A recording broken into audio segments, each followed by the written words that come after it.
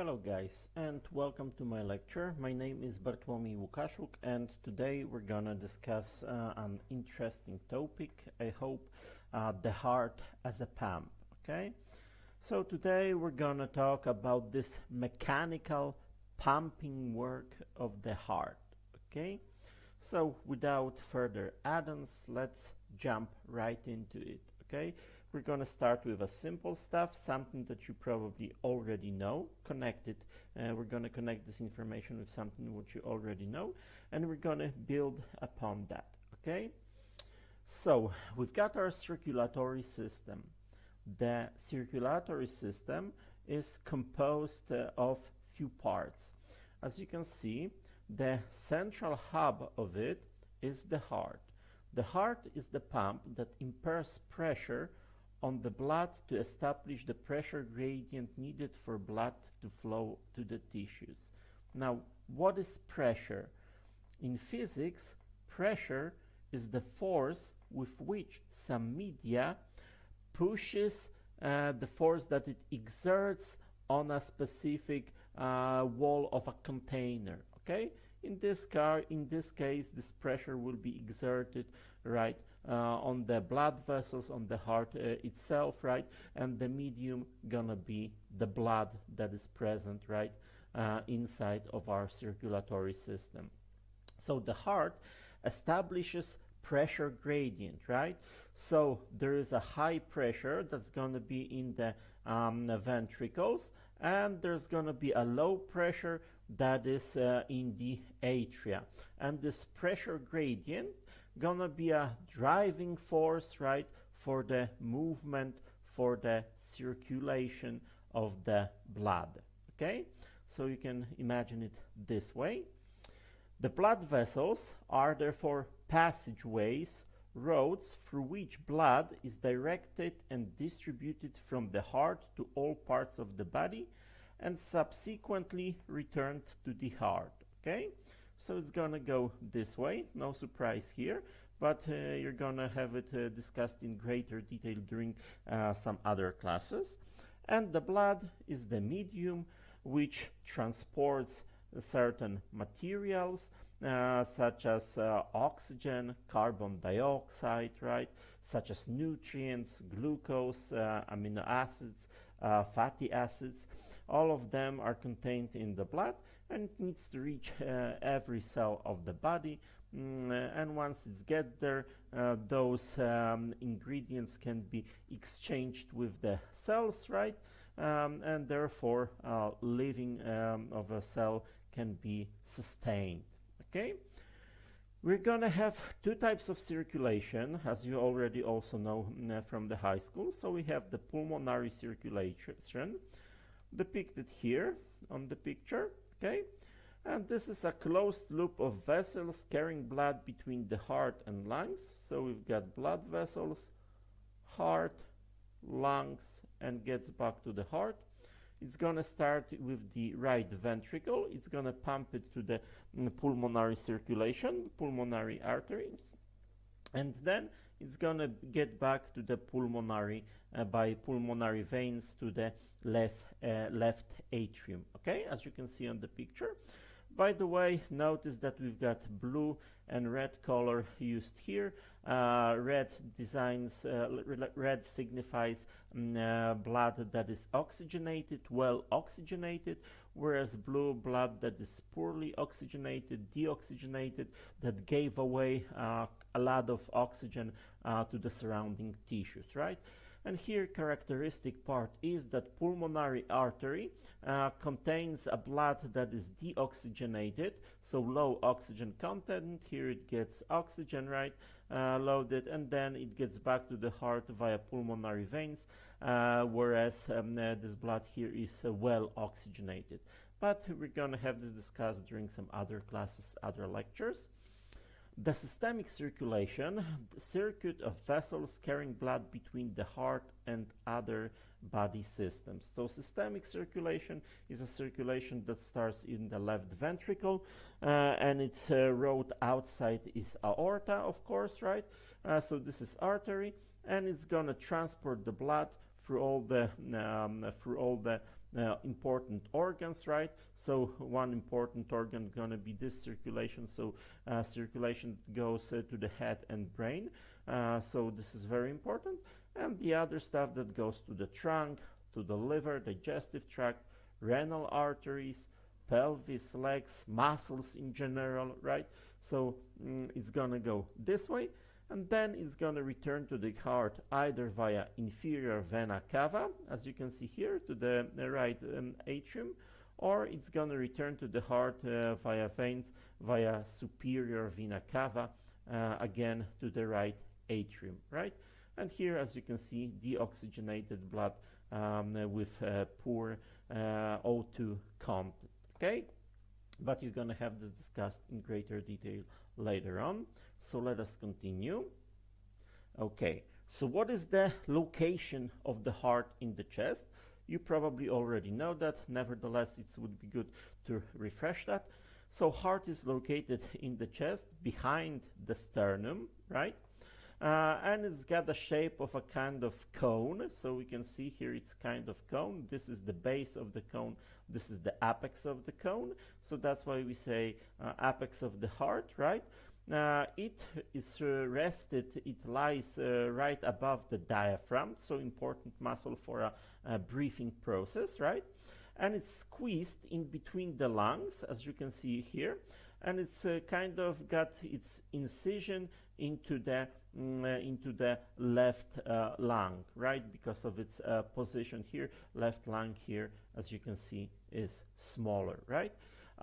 Plus, as you can see here, pericardium, so the heart is surrounded by a kind of sac, fibrous tissue sac, and in the sac we've got pericardial cavity, so a little bit of fluid, and this fluid kind of prevents friction, right, of the heart during its continuous contractive activity, right? So it's gonna go this way, and it's gonna be good to know it. Whereas location of the heart, you remember from the last week when we discussed the placement of the electrodes, those on the chests, right, from V1 to V6, and we said that we're gonna start by placing it at the fourth intercostal space. So 1, 2, 3, 4. So we can see here that those electrodes V1, so we looked for the sternal angle, right? Sternal angle, let's say, was about here. This was the place of attachment of the second rib, and this was the second intercostal space, and so on. So we counted down. So we place those electrodes here, here, and then here, here, and here, let's say, okay? So the heart is located at the height of about, let's say, third rib, okay? And it goes down, as you can see, to the height of about fifth, sixth rib, or something like that in our chest, okay? It's located more or less central, more or less, because as you can clearly see here, it's going to be a bit less because it's skewed to the left, but you know that, okay? So it's going to go this way. And it's composed of 4 chambers, which you also know that. So those chambers are atria, right atrium and left atrium, and are ventricles, so those bigger chambers, right? Right ventricle and left ventricle.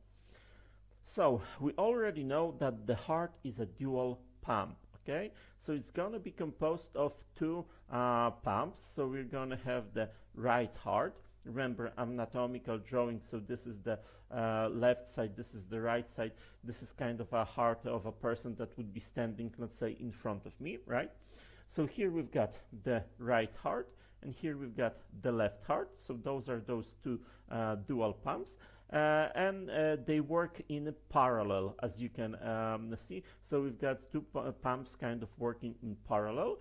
This one is kind of concerned with pumping blood through the pulmonary circulation, as we said, and this one is more concerned with pumping the blood through the systemic circulation, as we said. Okay, so it's gonna go this way, and as I said, discussing this picture before, superior vena cava, inferior vena cava, blood gets back from the body and gets to the right atrium. Then it's going to be pushed right through the pulmonary semilunar valve, and it's going to go to the pulmonary artery. Whereas the blood gets from the pulmonary veins, right, from the small circulation to the left atrium, then it's going to be pushed through the aorta. So this is the aorta that starts here, right, and it's going to go to the body, to the systemic circulation. So let us continue. Now we've got two pumps, as we said, right pump and left pump, and those are a few characteristics of those pumps. Right pump is low pressure, low resistance. Left pump is high pressure, high resistance. Okay, again, anatomical drawing. That's why kind of a circulatory system of a person that stands in front of me, in front of you, and you're looking at this person. So that's why it's inversed. Okay, so why do we have here low pressure, low resistance, left pump, high pressure, high resistance? Well, you all know from the textbooks that we've got this famous blood pressure that we measure with the cuff on our arm, and this blood pressure in the systemic circulation in the aorta is equal to, according to the textbooks, 120 per 80 millimeters of mercury, right? So this is the blood pressure there. So this means that the left ventricle needs to develop even higher pressure than this pressure that is in aorta in order to squeeze, to push the blood through aorta. Okay, so high pressure. Whereas here, right ventricle that pumps the blood through the lungs, okay, it needs to deal with lower pressures that are here in the pulmonary arteries. In the pulmonary artery, pulmonary trunk, the pressures are said to be in the range of about, let's say, 25 millimeters of mercury per 10 millimeters of mercury or so.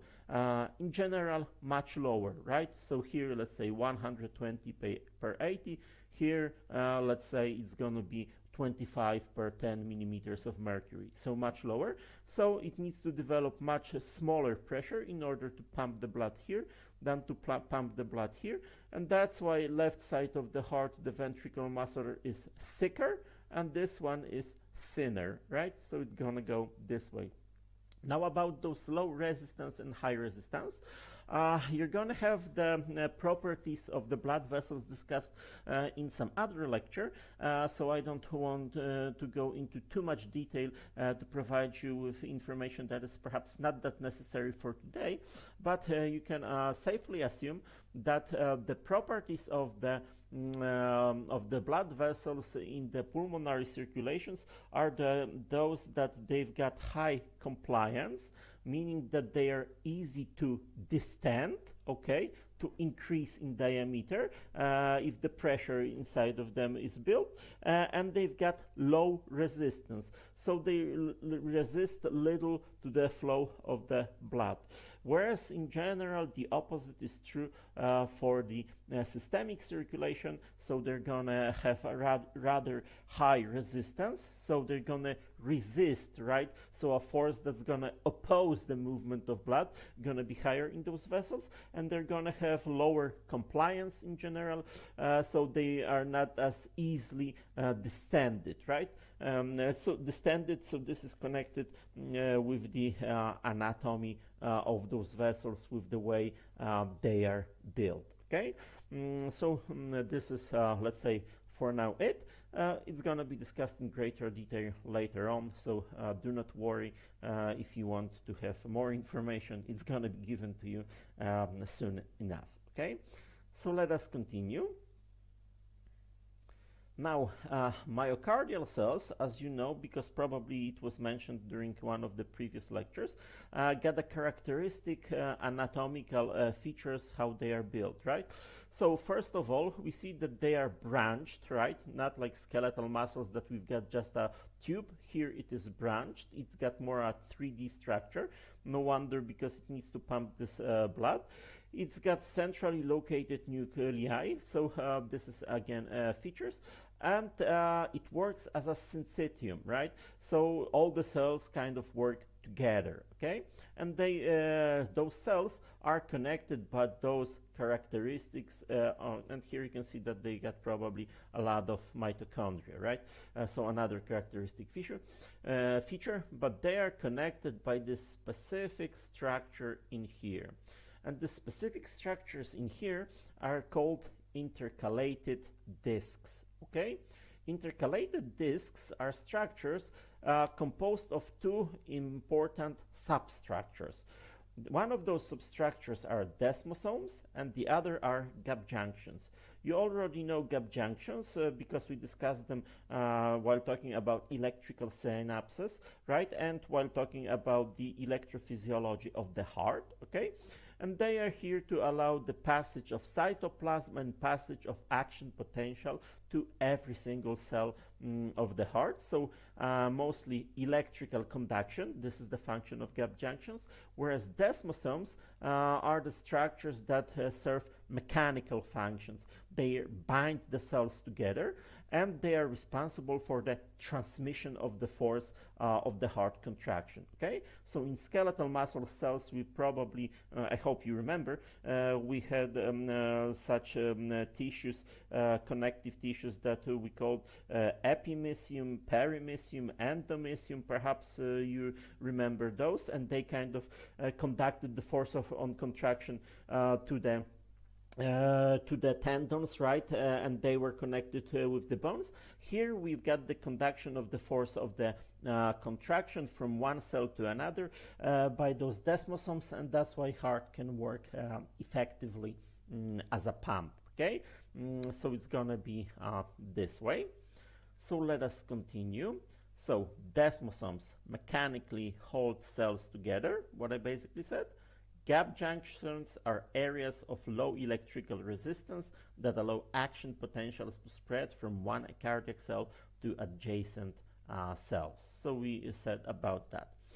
Now, regarding contractive properties of the heart, remember the heart as a pump. This is the topic of today's lecture, so we should briefly mention it briefly because we already know that, but still perhaps you're gonna better memorize that if we're gonna repeat it one more time, right? It's gonna go this way. Here we've got extracellular fluid, here we've got intracellular fluid, right? And here we've got plasma membrane. This plasma membrane got those here kind of rows, those kind of invaginations that go inside of the cell, and those are T-tubules. You remember from skeletal muscle tissue, T-tubule stands for transverse tubule, okay? And they are even said to be more pronounced than in the comparison to the skeletal muscle tissue. Now there's going to be a sarcoplasmatic reticulum that is nearby the T-tubule. In skeletal muscle tissue, remember we had triads, so one T-tubule and two terminal cisternae, whereas here it's probably more like dyads, so one T-tubule and one terminal cistern, okay? So it's going to go this way. Now the action potential spreads and gets to the cell, right? And then you remember from skeletal muscle tissue, we had two types of receptors, right? So we had dihydropyridine receptors and ryanodine receptors, okay? The same is here. However, those dihydropyridine receptors are said to be connected with the L-type CA2+ channels. So you remember those L-type CA2+ channels, long-lasting channels, because, for instance, action potential in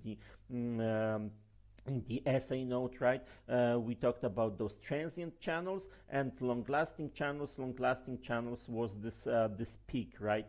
This going above this part going above the threshold, right? So it was this way. And long-lasting L-type channels, right, are the ones that are activated in this plateau phase, that are opened in this plateau phase of action potential of working cardiomyocyte of the heart, okay? So it's going to go this way. Now, calcium flows inside of the cell, right? and causes release of another deposit of calcium ions, another part of calcium that is located inside of sarcoplasmatic reticulum, and it goes out right through those ryanodine channels. So here in the heart we've got so-called calcium triggered calcium release, right? So the calcium from the inner sources is released to the cytoplasm, and this is triggered by the calcium from the outer sources, right? Unlike like in the skeletal muscle tissue, here this from outside releases this from inside. What are the proportions where they differ according to the textbook, but let's say that about from 10% to 25% of the calcium flows to the cell from the outside, and from 90% to 75% of the calcium flows into the cytoplasm from the inside stores of the calcium. Okay. Now, those calcium sparks, so those calcium released from different sources, right? It's gonna go in nearby to the contractile elements. So you remember thick filaments and thin filaments. So myosin and its heads, right? This troponin, tropomyosin, the sliding filament theory. It's all true also here in the heart. Okay, so keep that in mind. And now the contraction ends when calcium is pumped back. It's pumped back to the sarcoplasmic reticulum, and here you can see ATP, so it's going to be a calcium pump that uses ATP in order to pump that against the concentration gradient, right? So this is what you know from the skeletal muscle tissue. Whereas here, additional mechanism, we've got this NCX, right? So this NCX antiporter, so it's gonna draw 3 Na plus ions inside and 2 calcium plus ions outside of the cell, okay? So it's kind of NAX antiporter is an antiporter that removes calcium from the cell using concentration gradient for sodium, okay?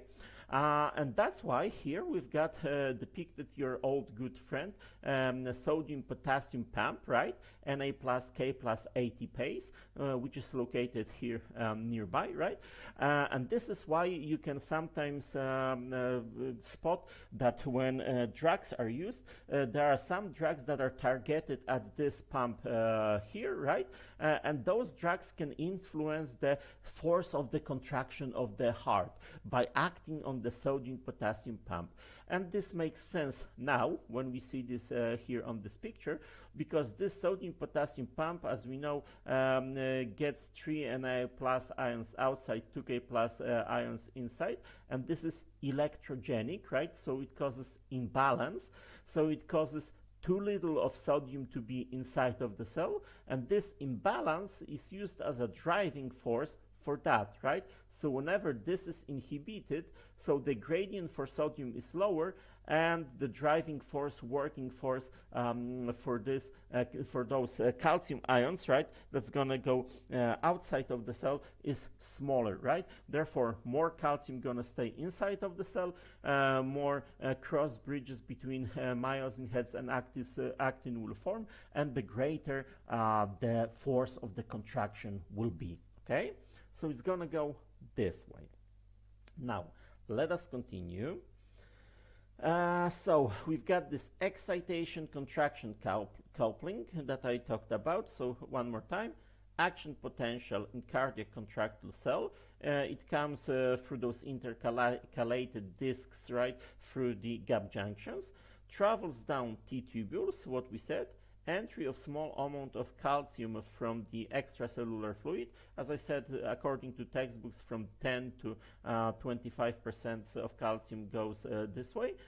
It causes release of large amount of calcium from sarcoplasmatic reticulum. So according to textbooks, from 75 to 90% goes this way. It causes increase of cytosolic calcium level. Then sliding filament theory, so troponin, tropomyosin complex in thin filaments pulled aside. So when it's pulled aside, so those hot spots, right, on the actin for myosin heads are exposed, and finally cross bridges can form. So we've got cross bridge cycling between thick and thin filaments, and thin filaments slide inward between thick filaments. So as we depicted, as I said probably during the classes or the lecture, it's like the, let's say, fingers of two hands that move one between the other, and then they get close together. So the same kind of analogy would be here. And then we've got the contraction of the heart, and here we're going to have pumping of the blood from one part of the heart to another, and from the heart to the outside, and outside in this case are blood vessels, are arteries. Okay, so it's going to go this way. Let us continue then. So this is an important fact. Another property of myocardial cells that you should be familiar with in comparison to skeletal muscle tissues.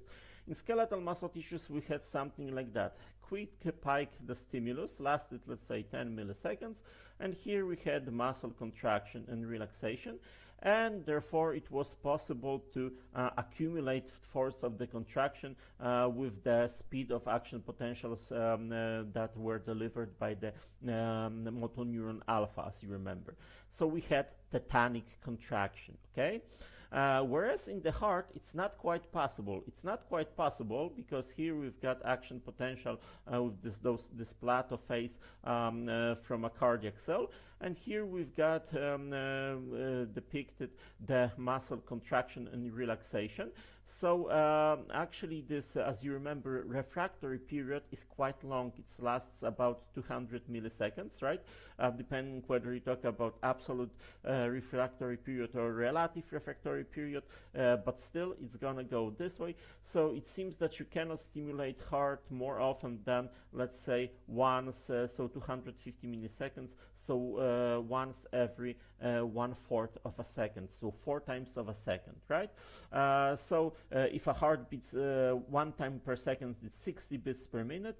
4 times 6 is 24, so 240 beats per minute seems to be maximum physiological speed of the heart contraction, human heart contraction.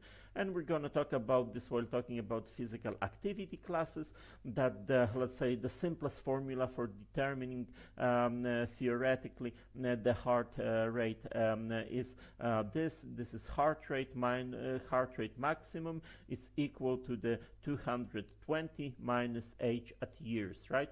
So it's actually close to what I said. It means that your hearts, when you are young and beautiful and you are about, let's say, 20 years old, so your hearts in theory should be able to beat for about 200 beats per minute, right?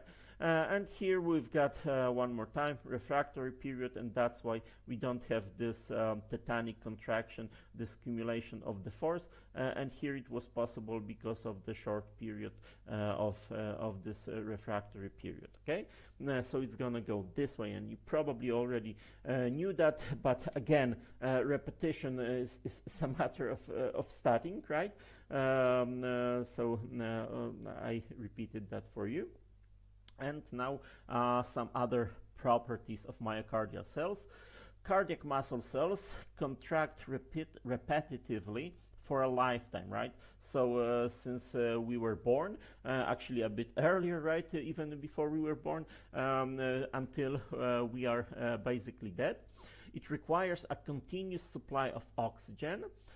Very rich in mitochondria, contain the enzymes necessary for oxidative phosphorylation. It permits the rapid oxidation of substrates and the synthesis of ATP, and thus sustains the myocardial energy requirements. Rich capillary supply, close to 1 capillary per muscle fiber, so quite good. Diffusion distances are short, so diffusion occurs effectively at small distances, right? And here it is ensured. So O2, carbon dioxide substrates, and waste material can move rapidly between the myocardial cell and capillary. So this is all concerned with the oxidative metabolism, with the delivery of oxygen, right?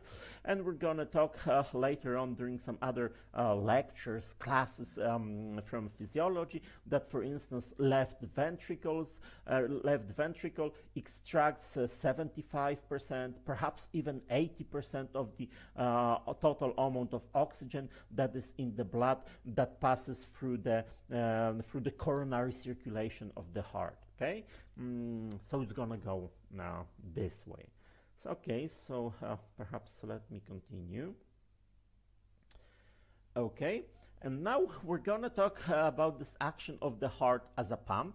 And there we're gonna discuss those heart valves, and we're gonna say that some of them were closed, some of them were opened at some point, and this is important to understand how they kind of work and allow a proper function of the heart.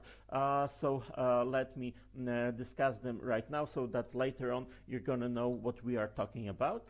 So here we've got a cross-section of through the heart in this horizontal plane. Here we've got this cross-section in there, and I would say this frontal plane, right? So it's gonna go this way. Oh yeah, frontal section, right? This way.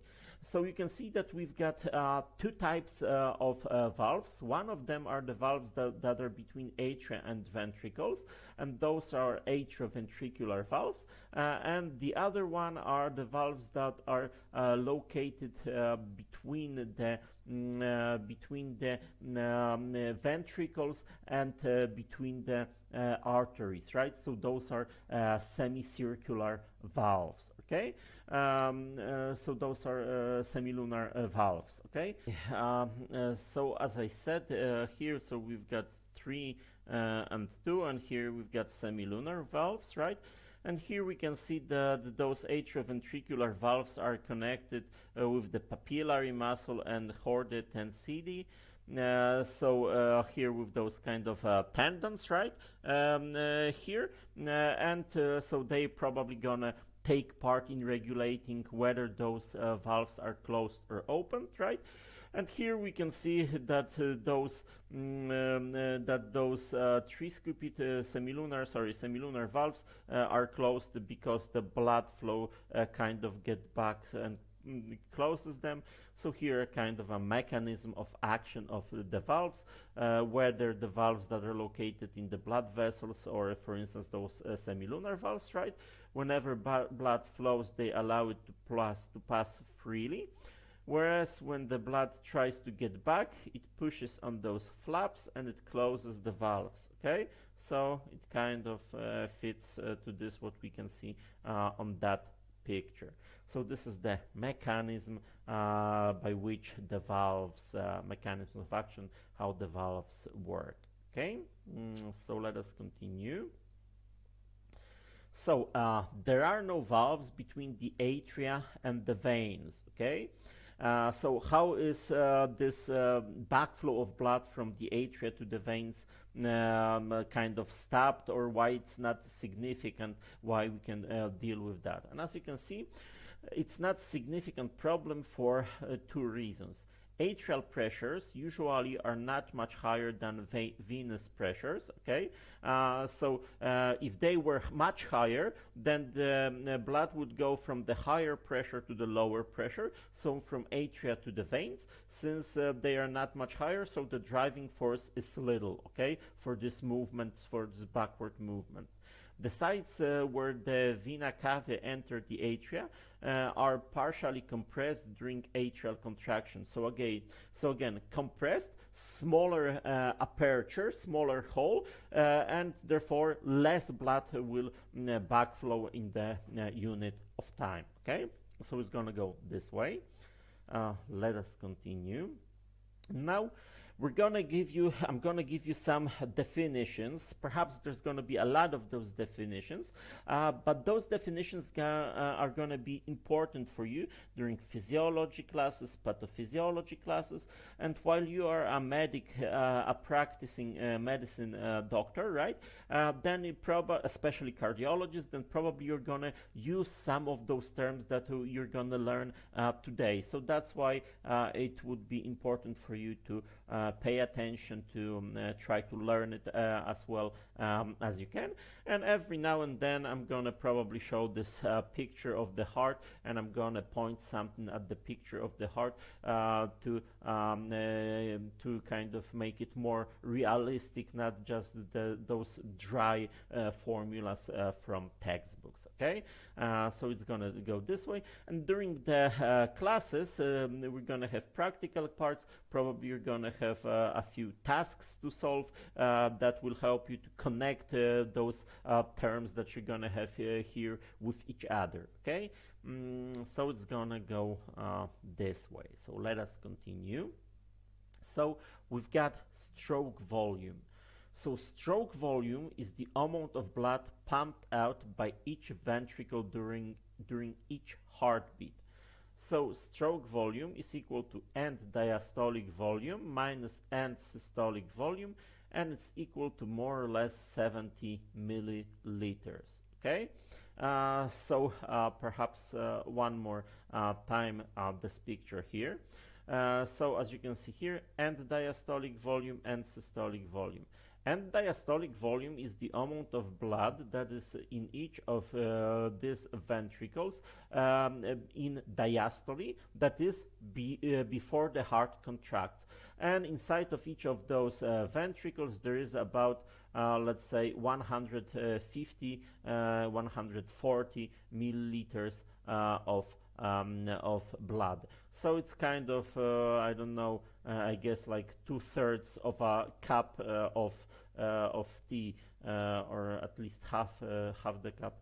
Well, half the cup. If we're gonna have a big cup, then it's gonna be 300 milliliters. If smaller, 250. So half or less than the half of the cup of tea if you got it in front of your coffee, so you can compare it with that. And this is in each ventricle of your heart, more or less. Okay. And now, so this was EDV and diastolic volume, so about 150 milliliters. Then we've got end systolic volume, so this is the amount of blood that is left in the ventricles after heart contraction. Okay, so after the heart ejected blood to the outside, to the aorta and to the pulmonary artery, there is still some blood left, and this we called end systolic volume. Okay, and it's equal to about, let's say, 70 milliliters. Okay, so if you subtract this, what is left in the heart ventricles after contraction from this, what was at the beginning of the contraction, you're gonna have the stroke volume, which is equal to about 70 milliliters. Okay, in practice, let's say about 55% of the blood that was initially in the ventricles before contraction was ejected outside, and about this 45, let's say, percent of the blood were left in the heart ventricles. Okay, so it's gonna go this way. So let us continue. Now we're gonna have cardiac output, another very important definition. So we said that heart, during a single beat, each ventricle ejects about 70 milliliters of blood outside from the heart. Okay, so 70 milliliters per beat, and our heart beats at the rate of about 70, 75 beats per minute, and so on, right?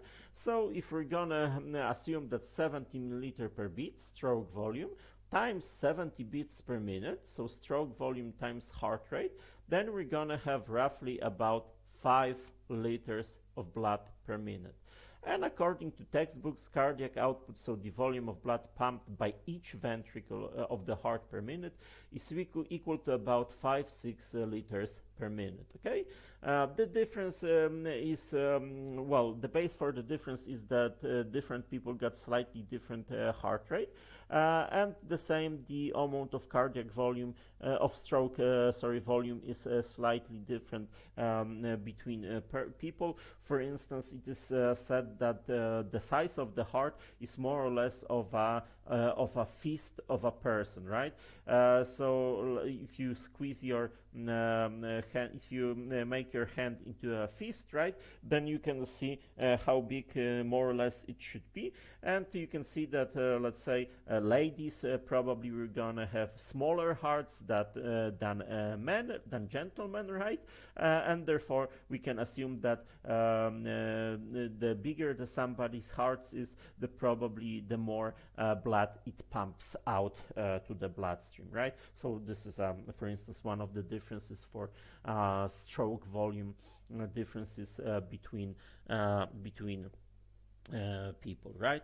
So stroke volume could be different, heart rate could be different, and that's why, let's say, it goes from 5 to 6 liters this cardiac output in a normal person. Okay,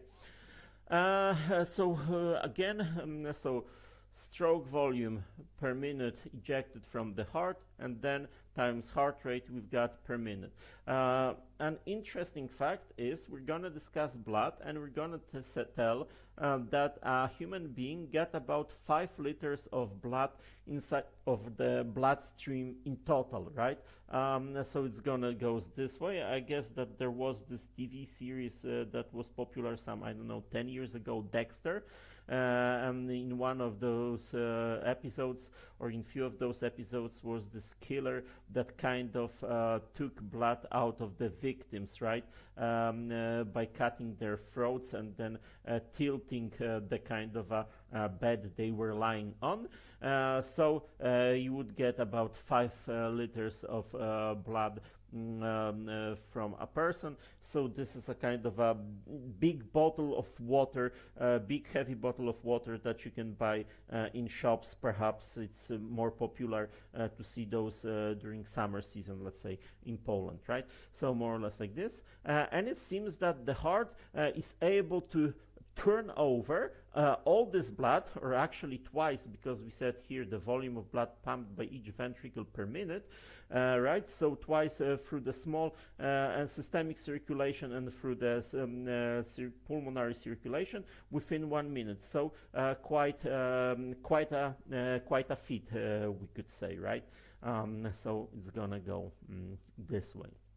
Now, we've got something that we call cardiac reserve.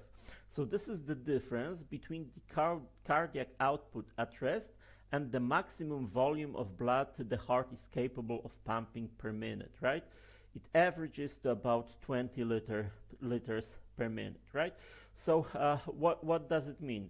So for instance, a few years ago, some company released some operating system on the market, right? I'm not gonna give names, and this operating system was set to be slow. It was set to be slow because back then, let's say, computers disposed about 4 gigabytes of RAMs, right? And the systems for its basic operations used about 2 gigabytes of RAM or so. So then we had the usage at the base of 2 gigarams of 2 gigabytes of RAM, and only 2 were left. So about 50% were used right away. So there's where only the reserve was 2 gigabytes of RAM, right? Whereas cardiac reserve, by comparison, so this is the difference between the resting heart rate and the maximum heart rate that could be maximum, not heart rate, but cardiac output that could be achieved, right? And since here it says 20 liter per minute, it's this difference, and we know that we know from the slide that it's usually at rest about 5 liters. So it seems that the maximum cardiac output that could be achieved by the heart is about 25 liters per minute. Okay, so 25 divided by 5 is 5. So it seems that the heart can make it 5 times better than what it does at rest. Okay, but this is when heart is at its limit. And here I mentioned about this difference. So I said that there is some blood here, then it's pumped out, right? And there's some blood that stays here. And I said that about 55% of the blood is pumped out, so this is stroke volume, and about 45% of blood stays in, so this is end systolic volume, okay? And this is what we call ejection fraction. So ejection fraction is the fraction of the end diastolic volume ejected in each stroke volume from the heart. It is related to contractility, and normally averages to 0.55 or 55%. Okay, so 0.55 is 50. This is a decimal. As a fraction, it would be 55 per 100, and a definition of percentage is 1 per 100. Okay, so that's why we've got here 55%, and this is just a different form of expression of that. So here we've got ejection fraction, so the amount of blood that was ejected from the heart during a single contraction divided by the amount of blood that was in the heart before this contraction. And this one is equal to about, let's say, 150 milliliters or 140 milliliters according to some books. This is equal to, let's say, so let's make it this 140 milliliters, this 75 milliliters, and when we divide this by that, we're gonna, let's say, have roughly 0.55 or 55%, okay? We've got another definition, which is cardiac index, and the cardiac index is the cardiac output divided per square meter of body surface, okay? So this is the kind of amount of blood that is pumped through each ventricle of the heart through 1 minute in relation to the area of the body of a person, right? So this is important to know sometimes as well. And you can imagine it this way, that during Olympic Games there are weightlifters, right? And if you got two weightlifters that lift the same weight, let's call it, I don't know, 200 kilo, then the stronger one is the one who weighted less. So here we compare the weight lifted by a player, by a sportsman, to the sportsman's body mass, okay? So it goes this way. And here the same, cardiac index is the cardiac output per square meter of body surface, so in relation to the body surface, to the amount of body that needs to be supplied with this blood. And here you can see it's cardiac output divided by body surface, and it averages to about 3.2 liter, okay? So it's gonna go this way. Okay, so now we've got this Fick principle, and what is it all about? So we know that cardiac output is the amount of blood that is pumped by each ventricles of the heart within 1 minute, and that is equal to about 5 liters, which is more or less the amount of blood that we've got in our bloodstream. Now, it would be good for some diagnostical purposes to be able to measure this cardiac output. But the problem is how? How should we do that? Should we, for instance, I don't know, puncture aorta, right? The place where the blood leaves the heart, attach small pipe to it, and collect the blood into a bucket, let's say. Well, that would be probably a good way to measure to measure the volume of cardiac output. But the problem with that is that after a minute, the patient would be dead before we would be able to transfer the blood again to this patient's bloodstream. That's why we need to look for less invasive methods of determining cardiac output. And there was this guy, Adolf Fick, as far as I remember, that was his name. He lived in the 19th century, and he investigated a few stuff. For instance, he investigated and kind of elaborated the formula for the diffusion of gases through the membrane. You may have encountered it while reading for plasma membrane physiology, while discussing the heart, while discussing the neurons, right? And he came up with this Fick principle, and the Fick principle says, Fick principle is derived from the fact that the quantity of oxygen delivered to the pulmonary capillaries via the pulmonary artery plus the quantity of oxygen that enters the pulmonary capillaries from the alveoli that must equal the quantity of oxygen that is carried away by the pulmonary veins. Okay, so it goes like this. So this is quite a mouthful, quite a lot of that. And here, when we design by Q1, Q2, and Q3 those amount of oxygen here, then we can kind of transform those formulas and reach to this, where Q is gonna be our cardiac output, and cardiac output is equal to the oxygen uptake by the pulmonary capillaries from the alveoli, divided by oxygen in the content in pulmonary vein minus pulmonary artery. So it seems to be quite difficult. So let me try to approach it differently for you. So let's start with something simple that we can all agree about. So namely, that the uptake of oxygen by the lungs is equal in the to the amount of arterial blood O2.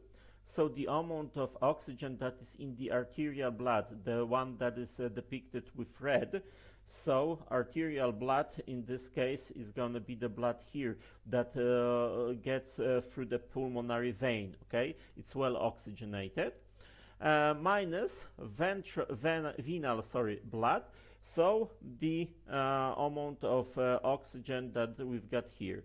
So as we can see here, we've got a lot of oxygen, and it's equal to the oxygen that went to this pulmonary circulation, plus the amount of oxygen that was taken from the alveoli. Okay, I think if you pause the video, think of it for a moment, you can agree with that. So we've got oxygen uptake is equal arterial in the arterial, well oxygenated blood oxygen concentration, and venal blood oxygen concentration. I hope you agree with that. If not, please pause the video, get back, and try to convince yourself that it is true. Now, this is the amount of oxygen, but this is the amount of oxygen that is diluted, that is contained in the blood, okay? So that's why we've got in the formula CO. CO stands here for cardiac output, not for carbon monoxide that we're going to discuss while talking about the lung, but cardiac output. Since all the blood pumped by the right ventricle goes through the heart within 1 minute, so this is equal to cardiac output, okay? So cardiac output is here because this oxygen is diluted right in the blood, okay? So that's why we multiply it, and so we multiply it there. So it goes this way. So oxygen uptake by the lungs is equal to cardiac output time this difference between those two. Okay? So now, if I would like to derive cardiac output from this formula, so what I would do is I would switch sides. So cardiac output is times arterial blood O2 minus venal blood O2 is equal to oxygen uptake. And now, if I want to get cardiac output alone on the left side, then I would have to divide both sides of the equation by this part in the parentheses, which I will do.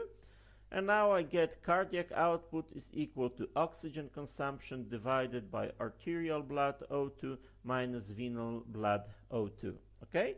So this is the formula that you can see here. Okay? Oxygen uptake by the pulmonary capillaries, nominator, pulmonary vein, so blood rich in oxygen, the red one on my formula that I derived, and oxygen in pulmonary artery, so the blue one, the one here, the one with poor oxygen content, okay? So it goes this way, and this is where this formula stems from, and that it's useful for calculation of the cardiac output. Okay, so it's gonna go this way. Let us continue. Now, okay, here I guess that it didn't display properly, but nevertheless, let me go on. So the clinical determination of cardiac output requires three values based on the formula that we derived, right? We're gonna have okay, why is this color so strange? But I guess it's still discernible. So we need to have the O2 consumption of the body. There we had O2 uptake, but we can assume that the amount of oxygen that was taken from the air by the body was the exact amount of oxygen that was consumed by the body, right? So the body takes exactly enough oxygen to supply for its needs, not more, not less, okay? It goes this way.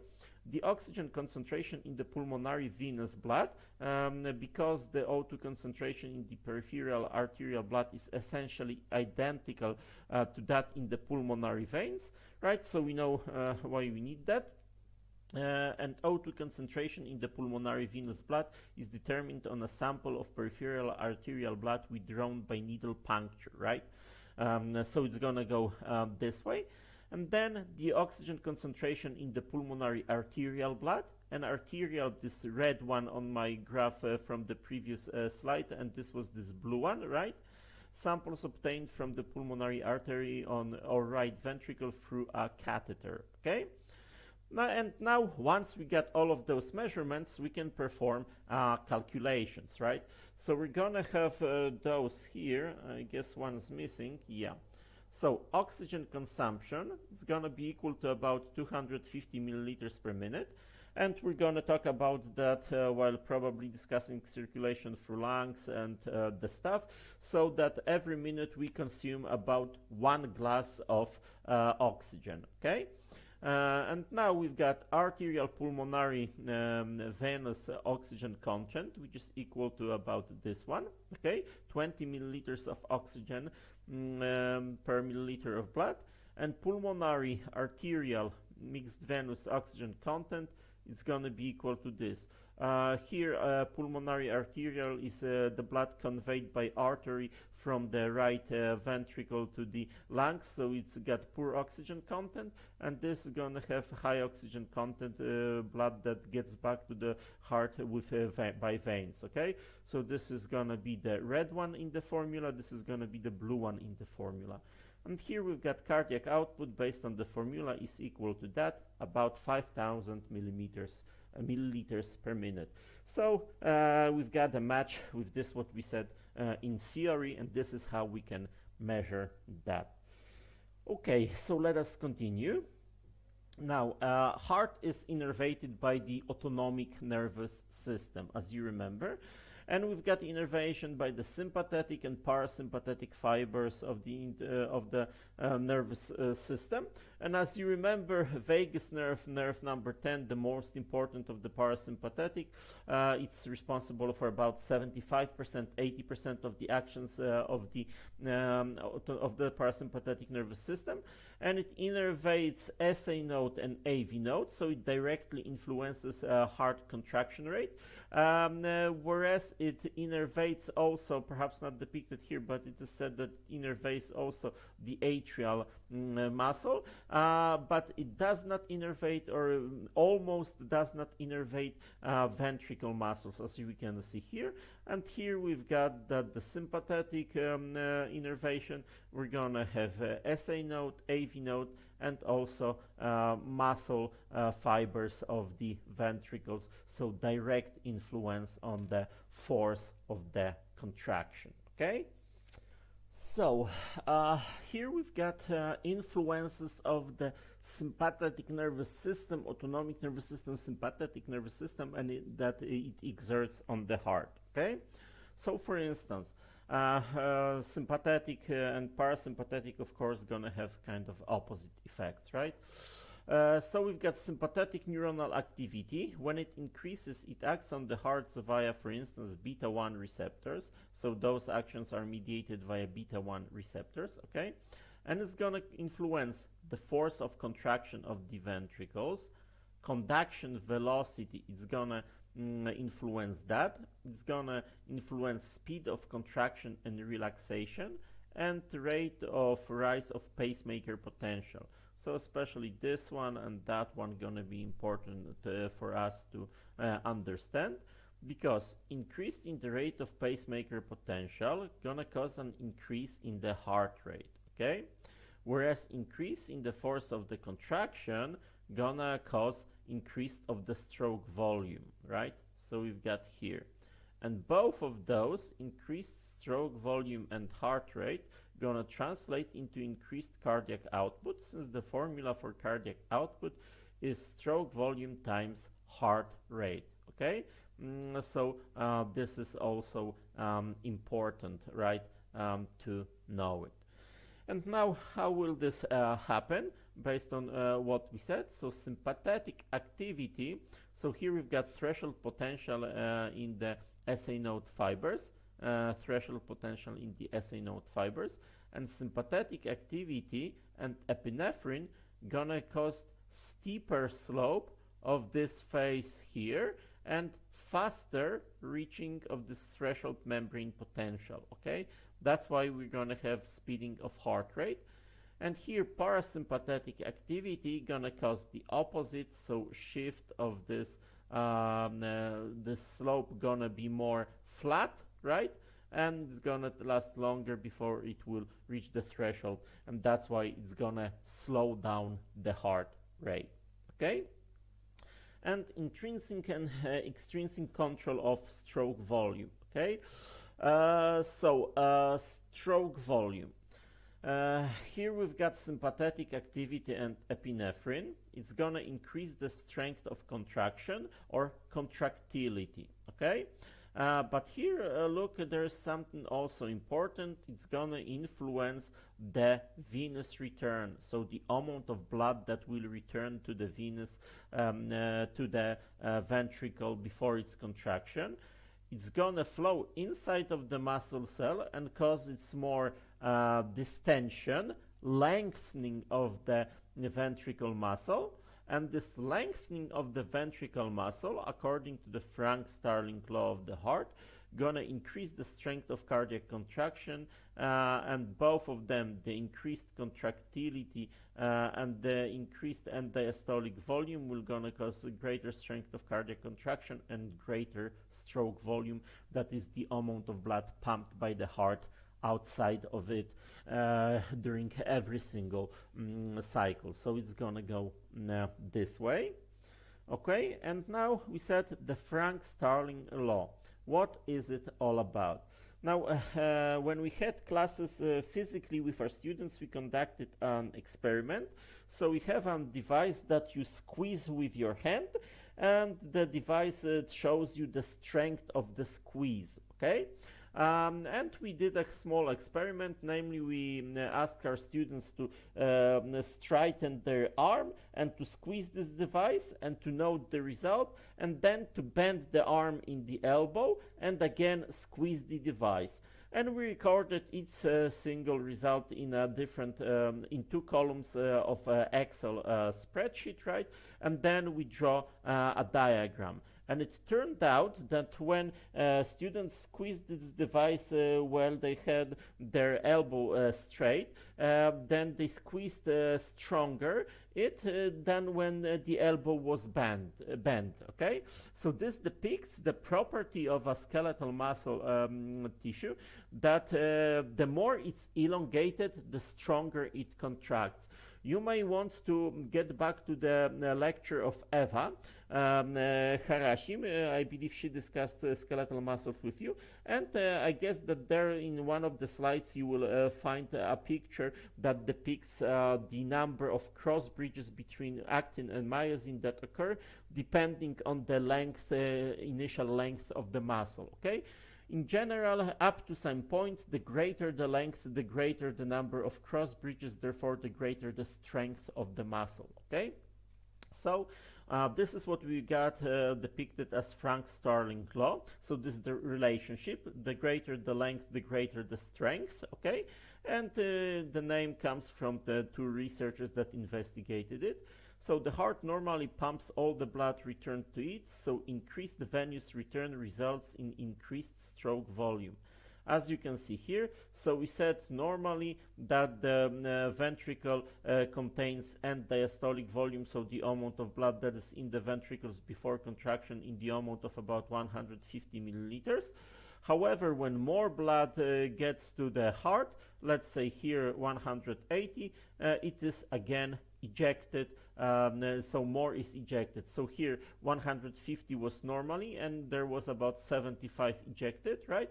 And here there is about, let's say, 180, and let's say 80 milliliters were ejected, okay? So it's gonna go this way. And note that the incline angle of this curve here goes more or less at the angle of, let's say, I don't know, let's call it 45 degrees. Well, not exactly, as you can see here in this region, and this one, it seems to start to flatten, but at some point it goes at the angle of, let's say, about 45 degrees, which signifies that the percentage of blood that is ejected is the same, so that the ejection fraction stays more or less constant here in the case of this Frank-Starling law, okay? So here, let's say 150, 75 were ejected, so let's say it's 50%. Here there was, let's say, 180, and 50% of that gonna be 90 milliliters. So let's say that this is 90 milliliters, okay? So it's gonna go this way. So, and here we've got the definition: preload. Preload is the is the initial extension of the ventricle muscles of muscle of the heart, right? And this is the amount of blood that is there before the contraction, and this is the workload imposed on the heart before contraction begins, okay? So this blood that is inside of it, this is the work that the blood needs to perform to pump this blood, okay? And the greater the preload, the greater the strength of the contraction, as you can see on the graph. But up to a certain point, at about 300 milliliters, it kind of breaks down, because there's too great distension, and only a few only a few myosin heads can catch actin. Again, please go to Eva's lecture, Eva Harashim, or please look it up in your textbook to compare it with a picture that were there while discussing skeletal muscle tissue, because here's the similarity, okay? Now, advantages of the cardiac length tension relationship. Equalization of output between the right and left sides of the heart, so that the blood pumped out by the heart is equally distributed between the pulmonary and systemic circulation, okay? So this is important, that the same amount of blood goes here and there. When a larger cardiac output is needed, for instance during exercise, venous return is increased through action of the SNS, and this causes greater EDV and diastolic volume, greater distension of the ventricles, and this automatically increases stroke volume. So the amount of blood ejected to the bloodstream is greater in response to greater needs of the body, right? And here we've got a comparison. So in normal state, let's say end diastolic volume is this, stroke volume is that, so by 55%, and systolic volume is that. Then you've got 135, here you've got 100, and end diastolic volume about 35. Sympathetic stimulation, and sympathetic stimulation plus increased EDV, and diastolic volume 175, 140, and 35. But wait, I believe I said here that the angle is, let's say, close to 45 degrees. So when the more blood gets to the heart, more is ejected, but the proportion, so ejection fraction, is the same here and here, okay?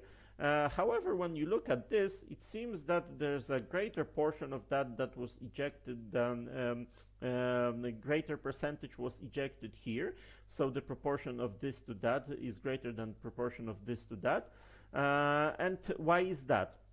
Well, it's this way because sympathetic stimulation causes increased inflow of calcium ions to the plasma membrane to the not plasma membrane but to the cytoplasm of the cardiac cell, and therefore a greater number of cross bridges act in myosin and greater force of contraction.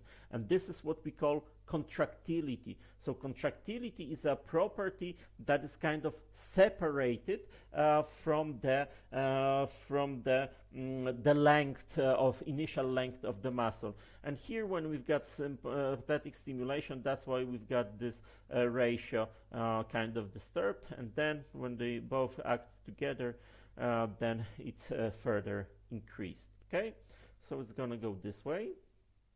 And here we've got shift of the Frank-Starling curve to the left by sympathetic stimulation. And as I said, normal Frank-Starling curve, let's say that the proportion is, let's say, more or less the same. And here we've got shifted, so the angle of the slime, let's say that it's slightly different, but similar, but in general it's shifted to the left, as you can see, so it operates at greater volumes. Okay, the sympathetic stimulation, because sympathetic stimulation, so Frank-Starling, we said the number of cross bridges act in myosin because of the spatial location of myosin and actin, so the number of cross bridges that can be formed, and sympathetic stimulation releases more calcium, so more cross bridges are formed. Okay, so kind of this way. Okay, high blood pressure increases the workload of the heart. Okay, so ventricles must generate sufficient pressure to exceed the blood pressure in the major arteries and open the semilunar valves, right? The arterial blood pressure is called the afterload because it is the workload imposed on the heart after the contraction has begun. So preload and afterload. Preload, this is end diastolic volume and the amount of blood that was in the heart before the contraction. Afterload, so it's the amount of the blood in the heart, right? So afterload, sorry, is the pressure in the aorta and pulmonary artery against which the ventricles contract. Okay, so it's gonna go this way. If the arterial blood pressure is chronically elevated, high blood pressure, or if exit valve is stenotic, the ventricle must generate more pressure to eject blood. This is true. The heart may be able to compensate for a sustained increase in afterload by enlarging.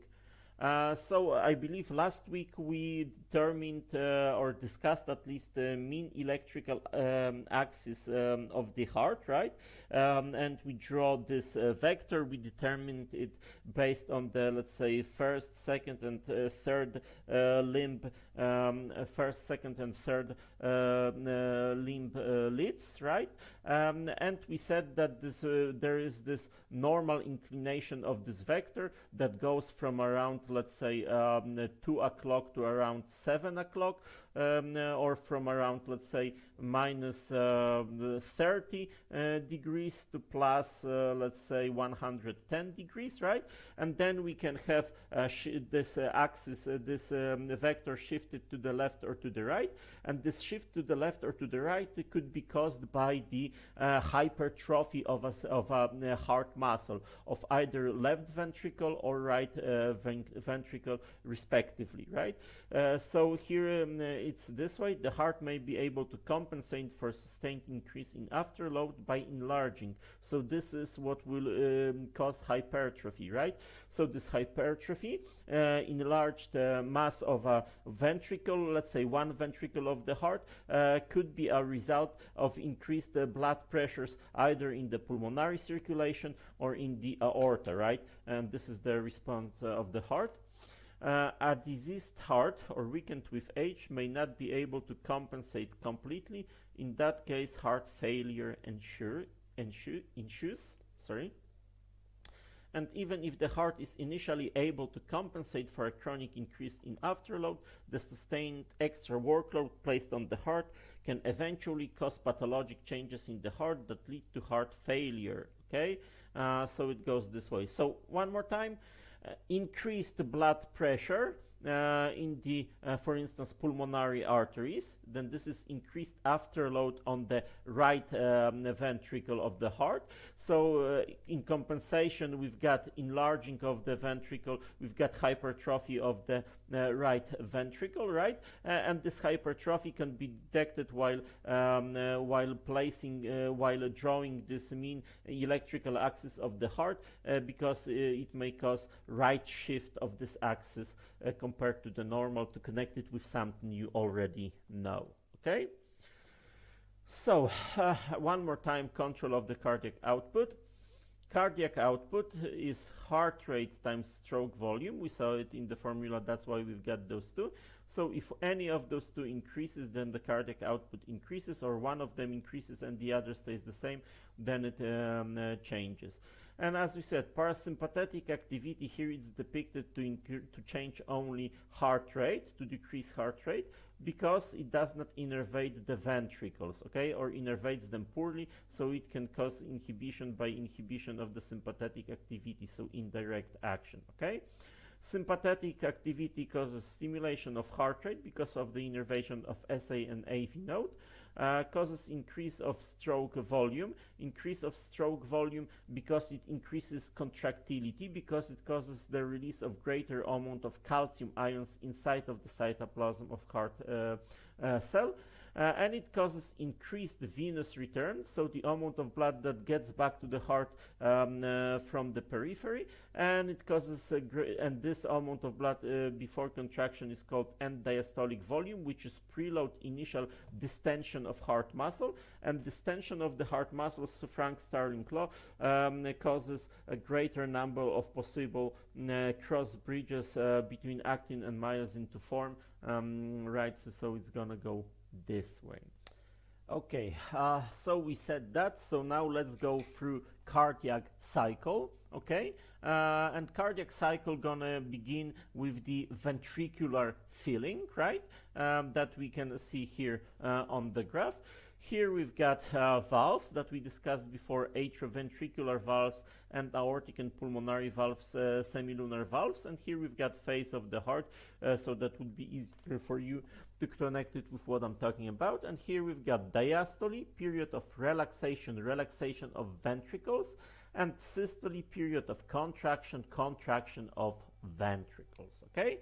So let us move on. Here we've got electrocardiogram, so that you can connect it with what you know. Here we've got heart sounds that we're going to discuss them briefly today.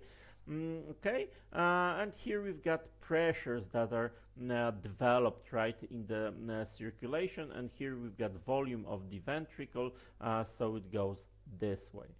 So first we've got ventricular filling, so it's gonna be this phase.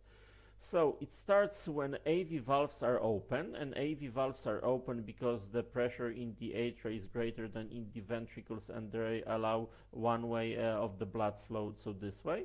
And we've got first rapid filling phase. The blood that had returned from the atria during previous ventricular systole is abruptly released into the relaxing ventricles, okay? So it's gonna go this way, and we're gonna have this rapid filling, right? And then decreased in left ventricular pressure could be low left arterial pressure, so I said that. Opening of the mitral valve, rapid flow of blood from atria to the ventricles, and it relaxes ventricles again.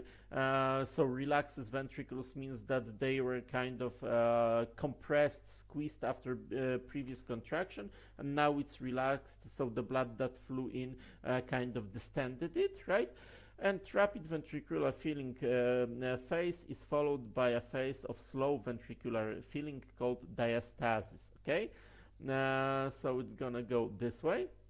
And we're gonna have then atrial systole, okay? So atria gonna contract and gonna squeeze a bit more blood to the ventricles, and this a bit more blood, right? It's gonna be this second slow filling phase, and this a bit more blood.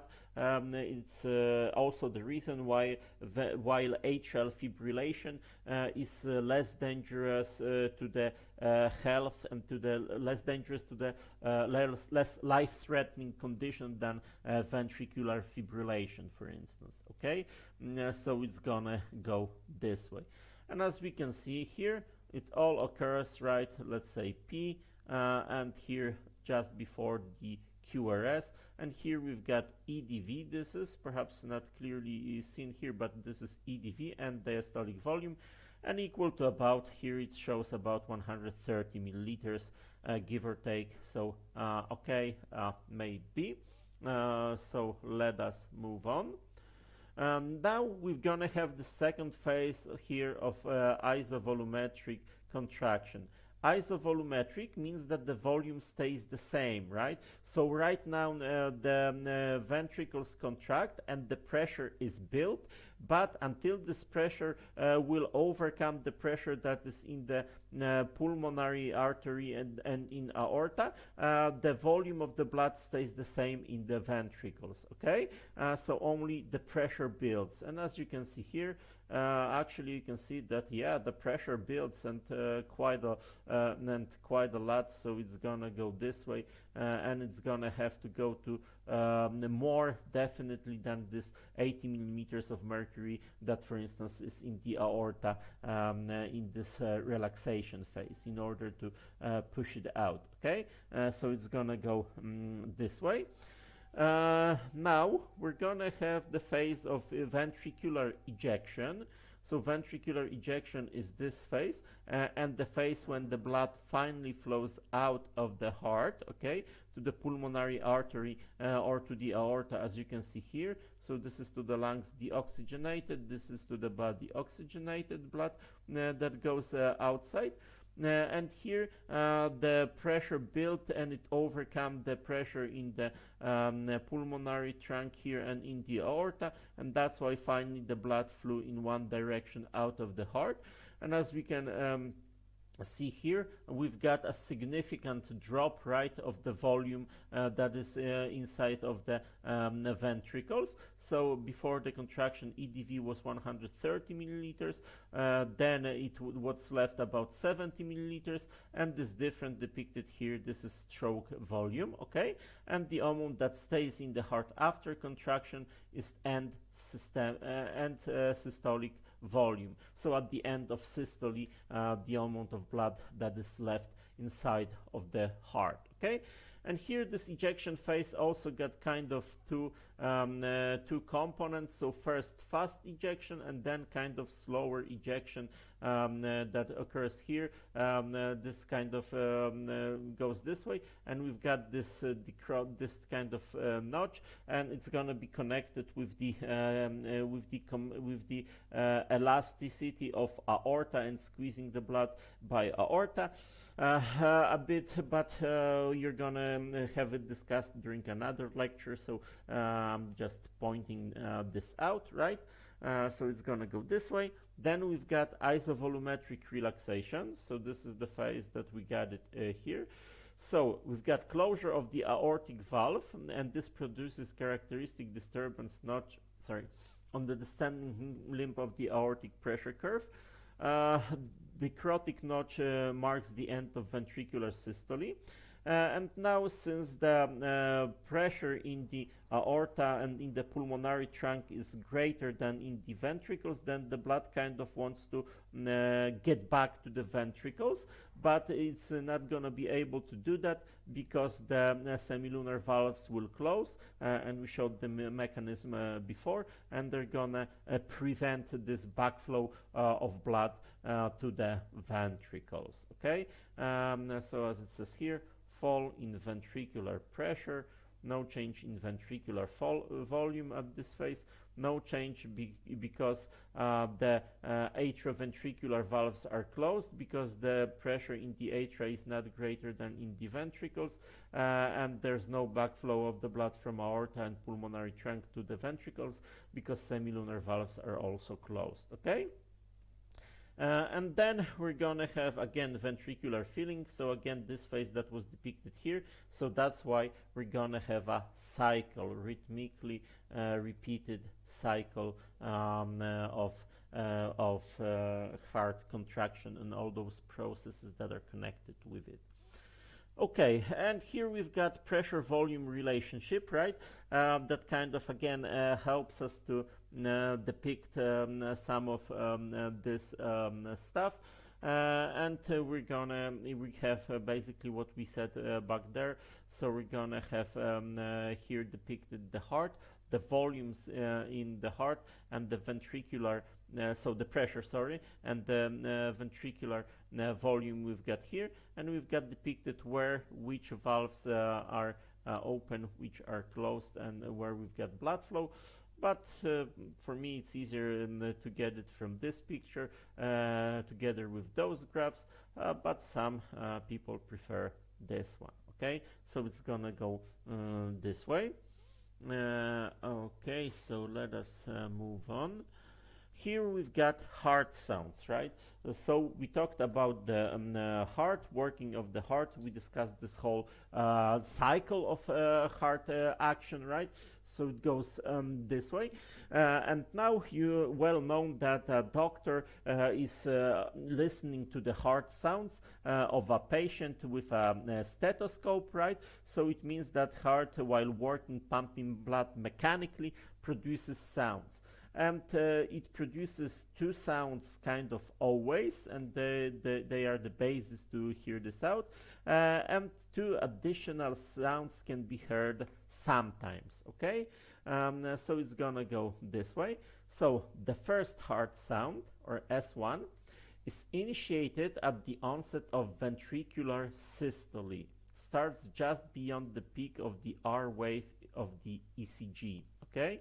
It consists of a series of vibrations of mixed, unrelated low frequencies. This is the loudest and longest of the heart sounds, okay? So it's best heard, sound, and it's best heard over the apical region of the heart, so the ending of this cone that we would have here, okay?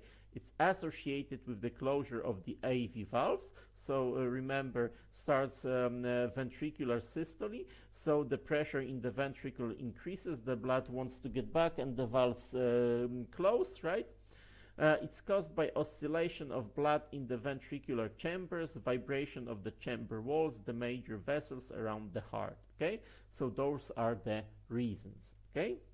So this is the first heart sound. Now we've got the second heart sound. It occurs with the abrupt closure of the semilunar valves, so the one between the ventricles and arteries, right? Appears at the end of the T wave, okay?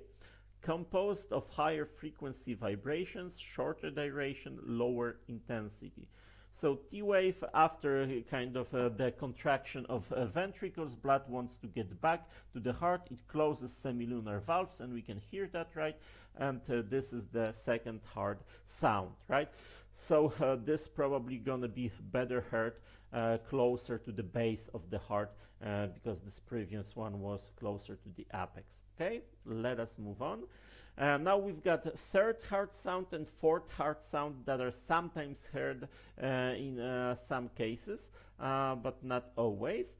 So physiologically, third heart sound can be heard in children, adolescents, and young adults under the age of more or less 30, right? So it's gonna go this way. It consists of a few low intensity, low frequency vibrations. It's best heard at the apex with the patient in a supine position, right? So it's gonna go this way. And it's usually or often disappear after 30 seconds after the patient has assumed the upright position. So supine, lying down, upright, so kind of sitting, let's say, or standing, okay? So it's gonna go now this way. Okay, we've got also fourth heart sound, okay? And it also is sometimes heard, and this is physiological, and it may occur in elder patients. So the third one was in younger patients, kids and people below 30. This one in people that are, let's say, 60 years old or so, or here says over 50. It's good as well. So it goes this way. It's heard just before S1, and it's caused by the oscillation of blood and in cardiac chambers, okay, and cardiac chambers, okay. So it's gonna go this way. Now we've got murmurs and we've got this Gallup rhythms. Sorry. So this Gallup rhythms, it's since we've got this third and fourth hard sound, which are sometimes heard. So when they are pronounced, right? So we've got these triplets of sound, and they may resemble galloping of a horse that we can hear from on a movie from Western or something like that. And we've got murmurs. Those are abnormal hard sounds, and they are associated with cardiac diseases, but not always, right? So, so hard sounds are those normal, murmurs are those pathological, usually phenomena. Okay, and now we've got osculation of the heart. Personally, I prefer it depicted on this picture. So the recommended order that we give to our students based on the physiological textbooks are this way.